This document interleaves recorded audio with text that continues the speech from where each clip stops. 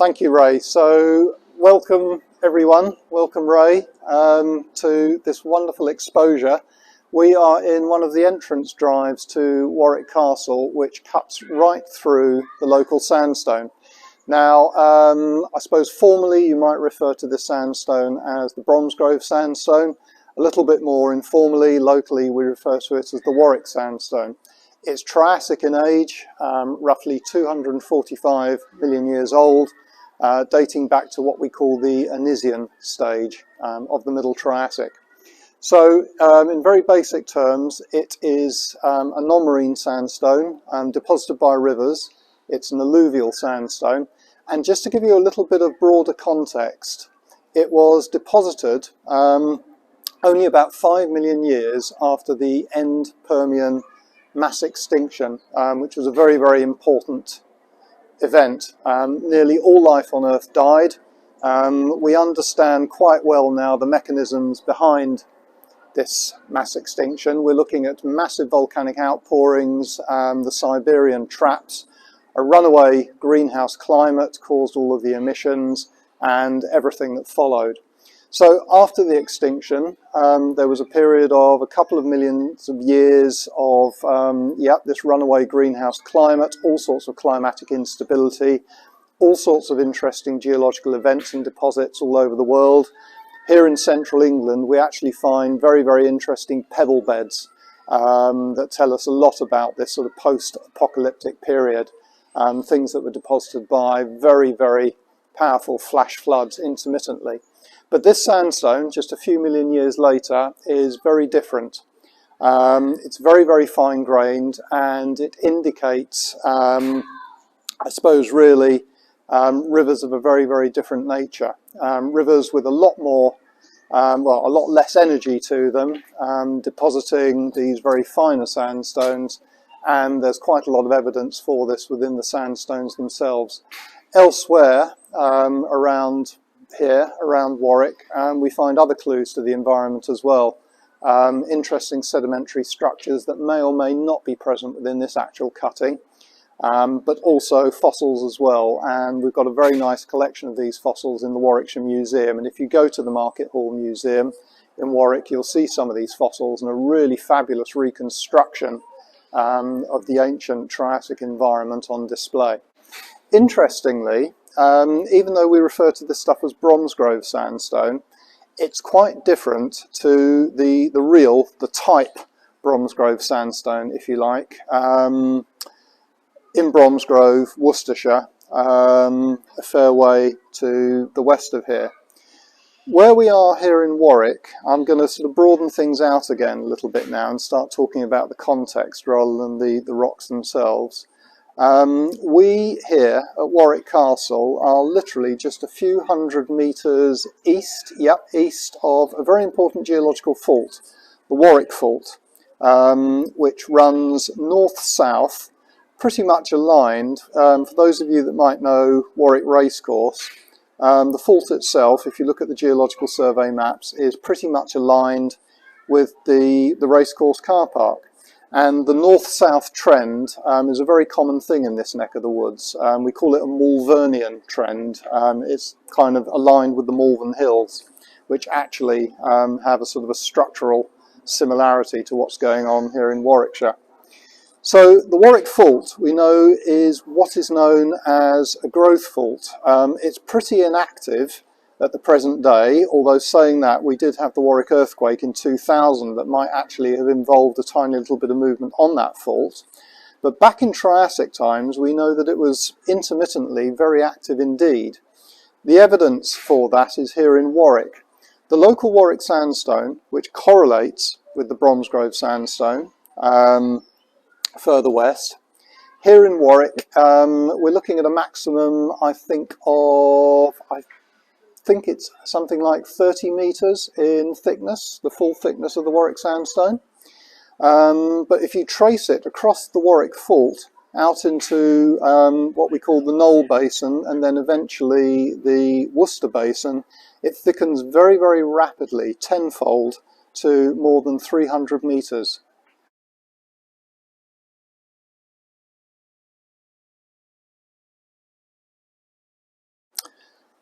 So the Bromsgrove sandstone further west out into the basin is interesting stuff. As I said, it's much thicker than anything that we've got here.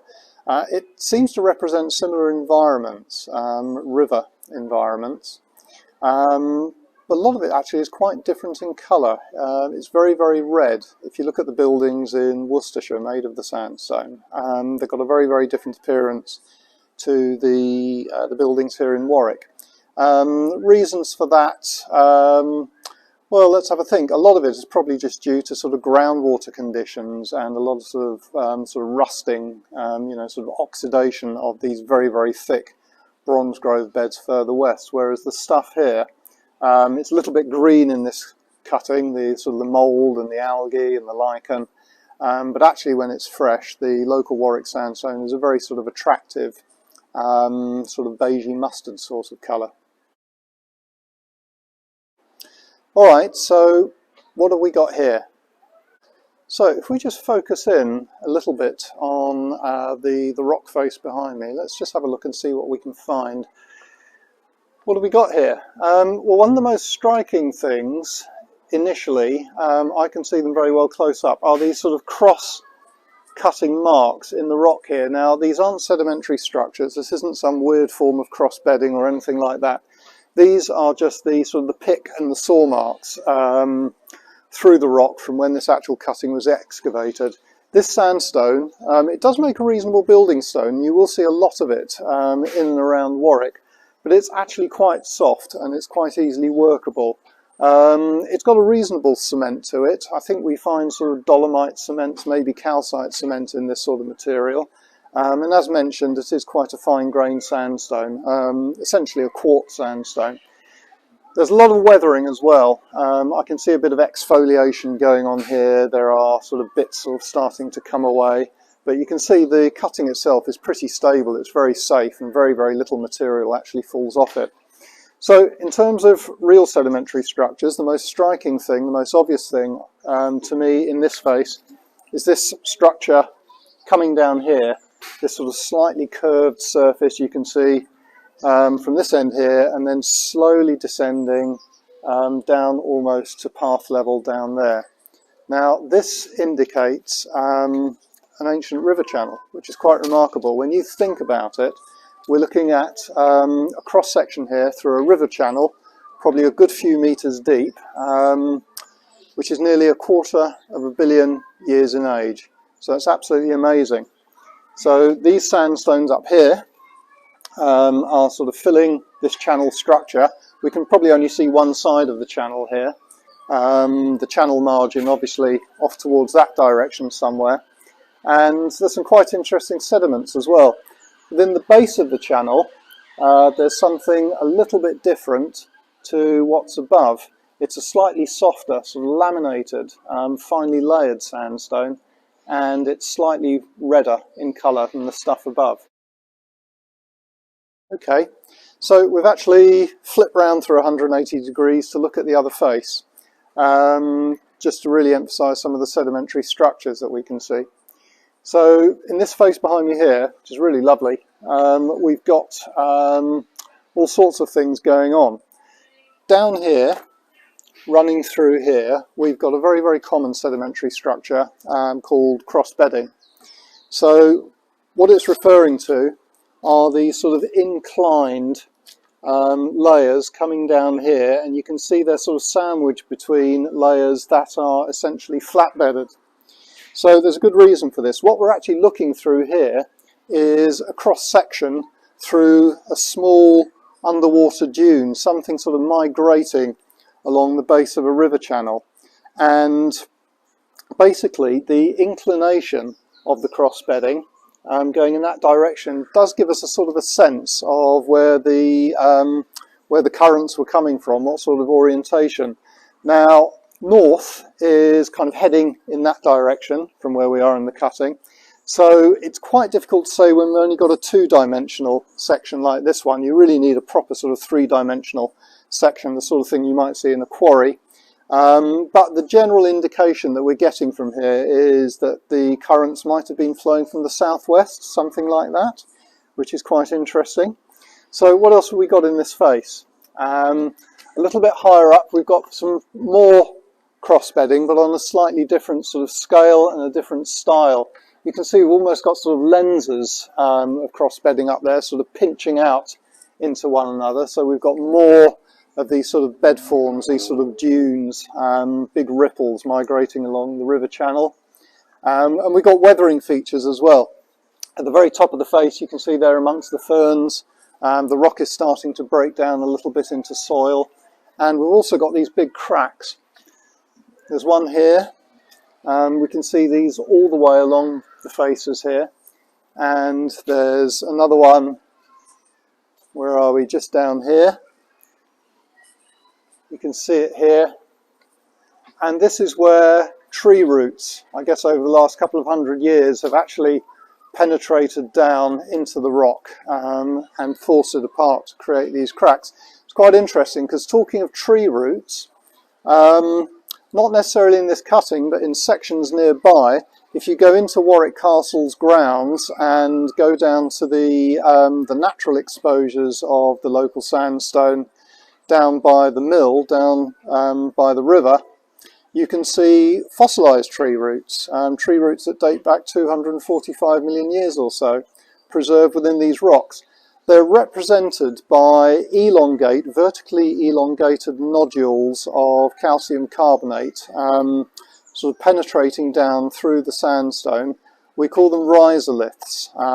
Any of you that have looked at the Triassic sandstones down in Devon near Sidmouth will have seen beautiful examples.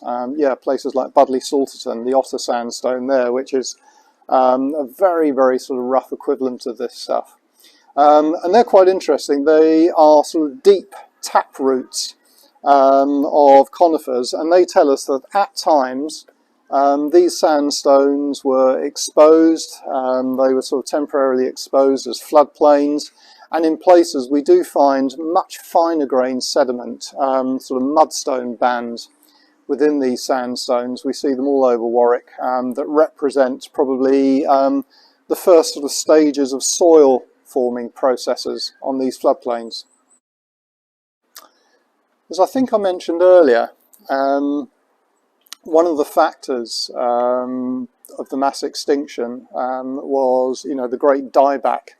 And lack of vegetation on the river floodplains was one of the factors that caused, these sort of massive sort of runaway rivers that we've got evidence for here in central England. I mentioned previously the pebble beds that we find that are a little bit older than these rocks here.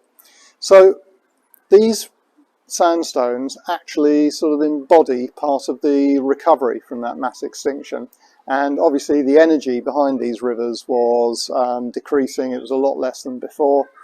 And we know from the fossil roots that I mentioned earlier that we find elsewhere around here, down by the Castle Mill, that the floodplains, the riverbanks were starting to become stabilised again.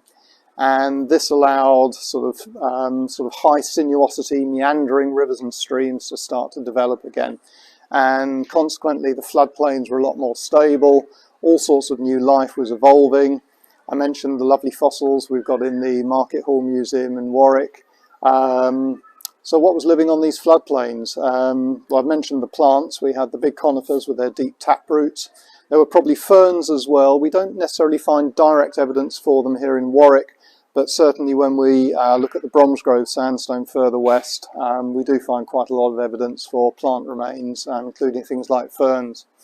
Here in Warwick we find the bones of reptiles, specifically rhynchosaurs. Now rhynchosaurs were amazing things.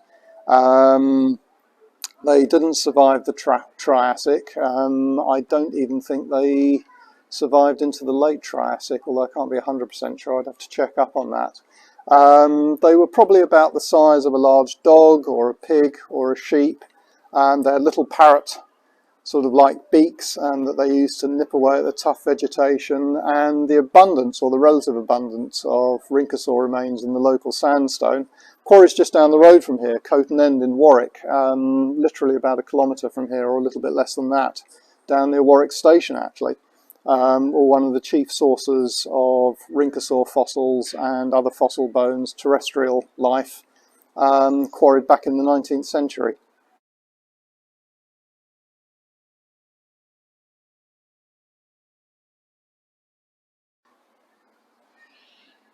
Okay, so we're just going to have a little wander up through the remainder of this cutting just to see what we can see really. So if we just sort of wander up here, we can see more of what we've seen before. Obviously these are very strong tool marks, the relatively modern sort of cut marks in the rock, but also very nice cross bedding. Once again coming down here, this unit here, lovely cross bedding, and beneath it we've got this quite interesting, relatively massive unit of sandstone. I think the tool marks, the cut marks, are obviously concealing some of the sedimentary structures, but in places you've got this fairly sort of parallel bedding, which indicates a fairly fast flow of water. And then once again here we've got these lovely sort of lens shaped units coming down here. You can see sort of stacked up one on top of another. They're really quite clear here. And stepping back a little bit, yeah, we've got more cross bedding at the top there, and once again eventually we go up into our sort of weathered soil horizons at the top. So that's really very nice.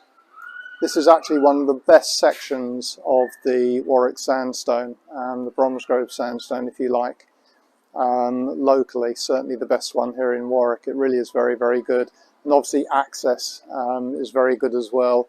It's safe and it's easy to access, so it's a real geodiversity asset, not just for WGCG but for everyone really. It's great. Okay, so just wandering up a little bit more, what can we see? Well, we've got lots of ivy coming down off the faces, quite a bit of weathering. Some more vertical cracking, tree roots penetrating.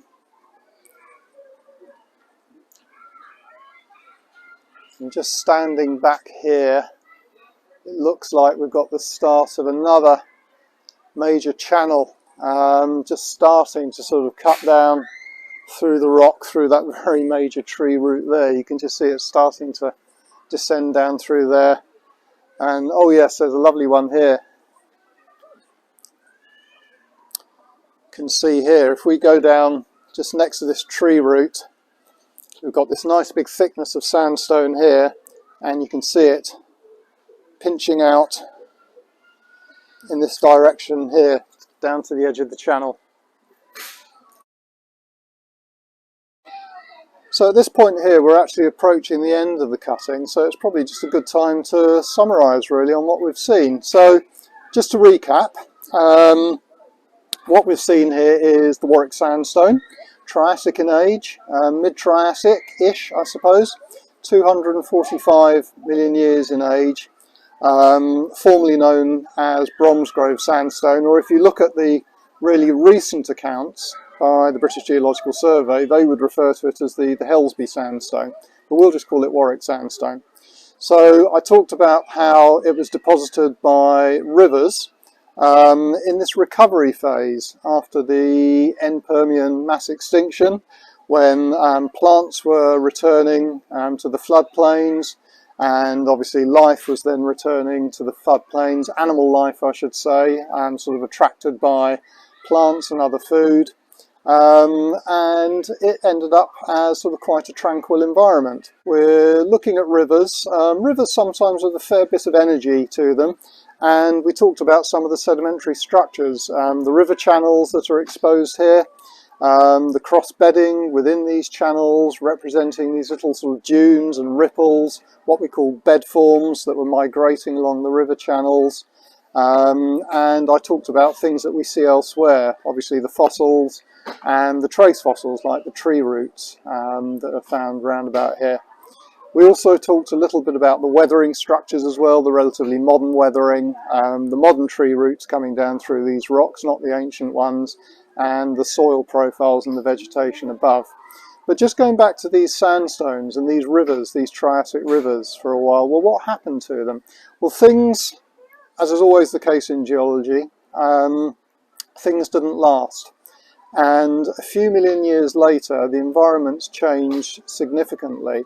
Climate's probably changed, and we saw the incoming of desert conditions. Basically, the rivers migrated away as sort of desert dust migrated into the region. Things became pretty arid, and over millions of years, through much of the rest of the Triassic, with one sort of brief, slightly humid interlude, we think, we had desert conditions lasting until probably about 205 million years ago, so a long period of desert conditions. These desert conditions are represented by red clays, red mudstones called the Mercia mudstone that we find all over the Midlands, heavy red sticky clay.